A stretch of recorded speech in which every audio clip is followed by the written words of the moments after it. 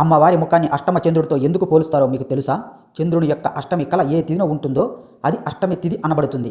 అష్టమి రోజున చంద్రుడు సమంగా ఉంటాడు, అంటే అర్ధచంద్రుడు. అగ్ని పురాణంలో అర్ధచంద్రాకారమైన ప్రకాశించే పరమేశ్వరి అని చెప్పబడింది. చంద్రునికి 16 కళలున్నాయి. పాడ్యమి దగ్గర నుండి పూర్ణమి వరకు తిథులు 15. 16వ కళ సాక్షాత్తు సచ్చిదానంద స్వరూపిణి అయి ఉన్నది. చంద్రుని యొక్క 16 కళలు సూర్యుల్లో దాగి ఉన్నాయి.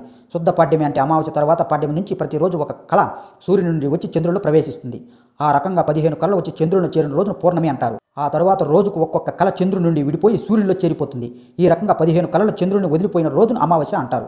ఆ రోజు చంద్రుడు కళా విహీనుడు. ఇవే శుక్ల కృష్ణ పక్షాలు. ఈ రెండిట్లోనూ కూడా అష్టమి నాడు చంద్రుడు ఒకే రకంగా ఉంటాడు. అందుచేతనే అష్టమి చంద్రుడిని సమచంద్రుడు అంటారు. ఇతడే అర్ధచంద్రుడు. తిథులు నిత్య స్వరూపాలు, నిత్యులు కళాస్వరూపాలు. నిత్యులు మొత్తం 16. వీటి గురించి వశిష్ఠ సంహితలో వివరించబడింది. ఈ నిత్యుల గురించి వామకేశ్వర తంత్రంలోని ఖడ్గమాలలో కూడా చెప్పబడింది. కామేశ్వరి, భగమాలిని, నిత్య కిన్న బేరండ, వాహనవాసిని, వాహిని వాసిని, మహావజ్రేశ్వరి, శివదూతి, త్వరిత, కులసుందరి, నిత్య, నీల పతాక, విజయ, సర్వమంగళ, జ్వాలామాలిని, విచిత్ర, మహానిత్య, ఇవి 16 నిత్యలు. ఈ నిత్యల కళ్ళ రూపంలో తిరగబడటం చేతనే చంద్రునికి వృద్ధి చేయలు కలుగుతున్నాయి.